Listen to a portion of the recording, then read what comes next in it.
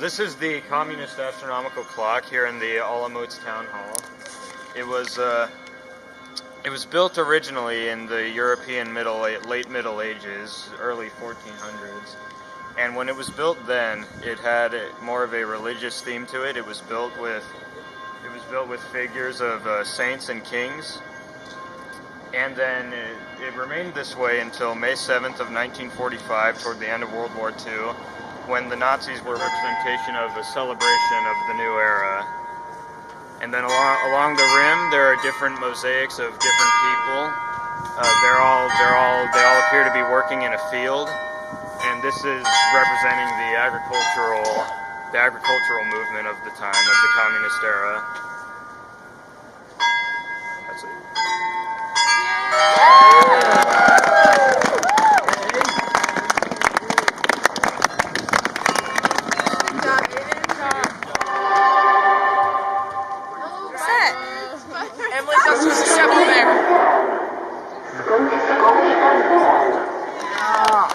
Alright, so this is the Holy Trinity column at Olomouc.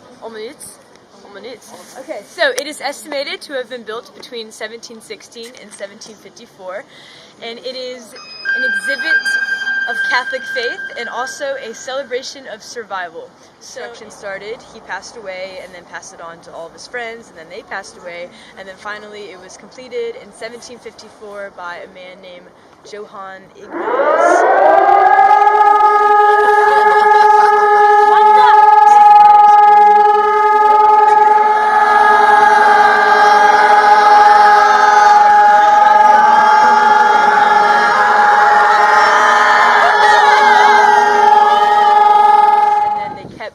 They made a replica of a cannonball and then put it right there just to remind people of the event that took place here in 1758.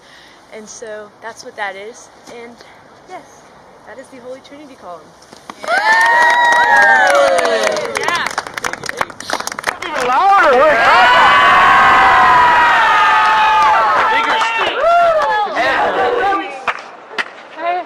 Hi guys, this is Eros Fundato by Igor Mitrag. As you can see, it's a giant head. Yeah? Okay. Yeah. So Igor is here in Old Town Krakow, and it was originally supposed to be placed near a shopping mall, but Igor Mitrag, the sculptor, wanted it to be somewhere where people could stop by and just kind of admire it and not just like pass right by it and when they're going to another thing. It's like shopping. Igor Mitrag is a German sculptor. He was born in kind of a small town in Germany, but he came here to Krakow to study art. So he left kind of a piece of his heart here. So this is like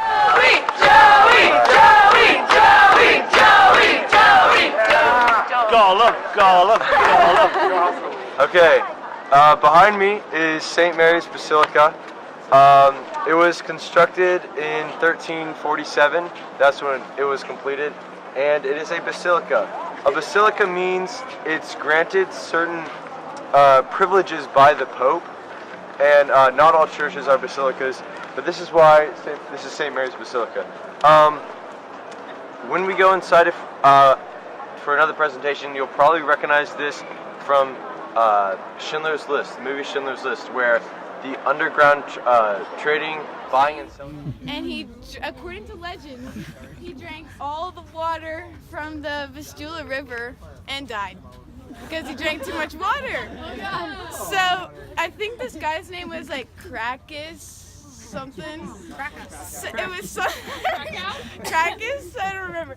But he saved the day, and now the bones of this dragon are in the Wawel Cathedral, and you can like see them on the walls, and there's like a chandelier hanging with like the bones and stuff.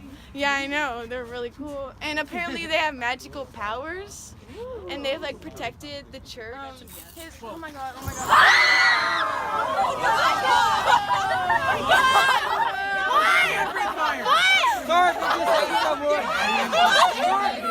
Okay. All right, here's to trying new things and growing from experiences and having a wonderful time with all of you. Cheers.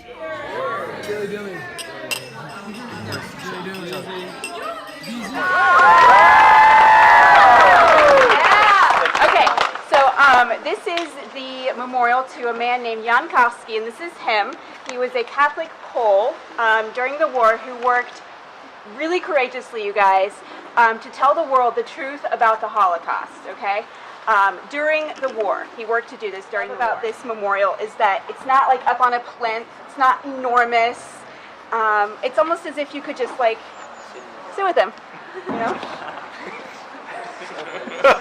And maybe listen to his story, because he has a really incredible story. Any questions?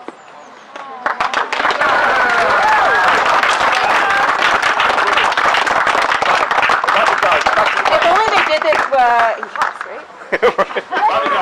Okay, this is the presentation we've all been waiting for. Because we know this presentation is not going to be right. It's gonna be wrong. Alright, so shall I wait for okay. So as you can see, we're standing at the Empty Chair Memorial, and as you said, we're in the Ghetto Heroes Square. And there's 33 of the big chairs in here, and they're outlined by 37 smaller chairs. And so this Ghetto Heroes Square, it was originally a town market in 1838. But for the figurative meaning, do you guys have any idea of what it means? Yeah?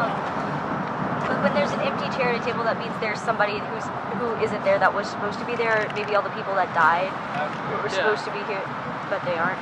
Yeah, so in art, and like especially modern art, if there's anything empty or just like an empty space, there's a sense of like abandonment and just loneliness, and that's exactly what this means. Like, there were so many Take people up the walk that we'll see over there, and it was full of cattle cars, people deemed unfit, so children, elderly, people with disabilities, everyone is buried pretty much under our Okay, so this is a Prushov memorial, but I figured before I talked about this, it's only appropriate to talk about Prushov itself. So as I'm sure we all know, it was a concentration camp right around here, and so if you turn around, you see pretty much all of Krakow. And in Krakow, originally there were, or after the initial persecution of 49,000 Jews, 16,000 remained in the Krakow ghetto, and they became the labor force for building this concentration camp. And in the years of its use, there were... Okay, so we're in Wawel Castle, which as Sophia said yesterday, is spelled with W's, but they pronounce W's with V's, so it's Wawel. Wawel Hill has been lived on for about 50,000 years, and it was a center of like culture and trade. So when the Polish kings were deciding where to establish their seat of power in their castle, obviously they picked Wawel Hill and built Wawel Castle. Alright, so welcome to St. Peter's and Paul's Church of Krakow. So let's think back to 9th grade world history with Martin Luther. Yeah. And the Reformation. You know, once he nailed his 95 Theses on that wall, so they spent so much money on the facade of the church, it's like imported Italian marble, that they had to construct the back out of like just plain old Polish red brick. And yeah, so there's a big dome up there where the stuccos are, and if we go inside, this is right above the altar. It's important because for the people who aren't educated and are illiterate within the Middle Ages, this would be an example of how they would be educated on biblical stories. So altarpieces were important for Catholics because they represented a way to fight against Protestants in the Counter-Reformation by teaching these biblical stories. This one itself has 6 side panels talking about different biblical stories, including the Annunciation, the birth of Jesus, the 3 kings, and the tree of Jesse, and all of these stories are basically carved in the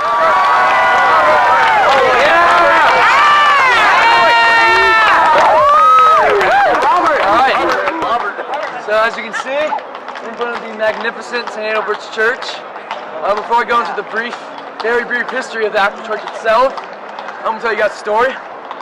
This is like a Game of Thrones type story. Has adultery, exile, pagans, rival families. It's insane. Hey guys. Okay, so you got. babies. All right, yeah, fantastic. Okay, so St. Andrew was born to one of the Very famous poet, and he wrote in the style of Romanticism. And originally he went to school to become a teacher, and after college he was a teacher for for secondary school, and then he started writing his poems. Oh my God! Amazing! He was.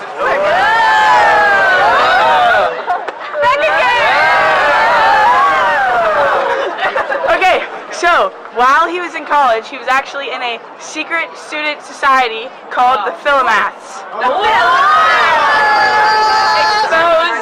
Okay, so this secret society was very centered around self-education, and also they were very pro-Polish independence. So this group was actually not supposed to be a group. So he actually got in trouble a couple times. He actually got arrested one time. So that's not good. And also, his poems were known to be very political and patriotic, I guess you could say. Got him in trouble a couple times. Okay, so this actual monument is made out of bronze, and as you can see here, there's an eagle, and the eagle represents.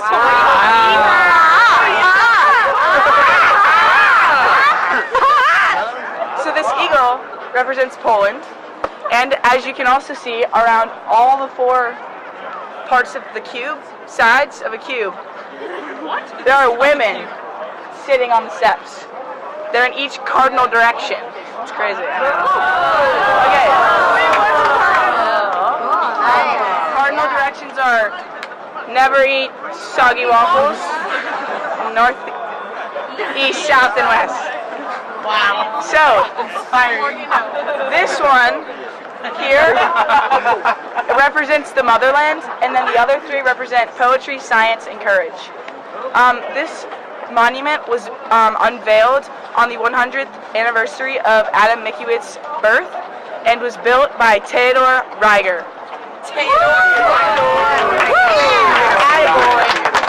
It's pronounced Theodor. That's it.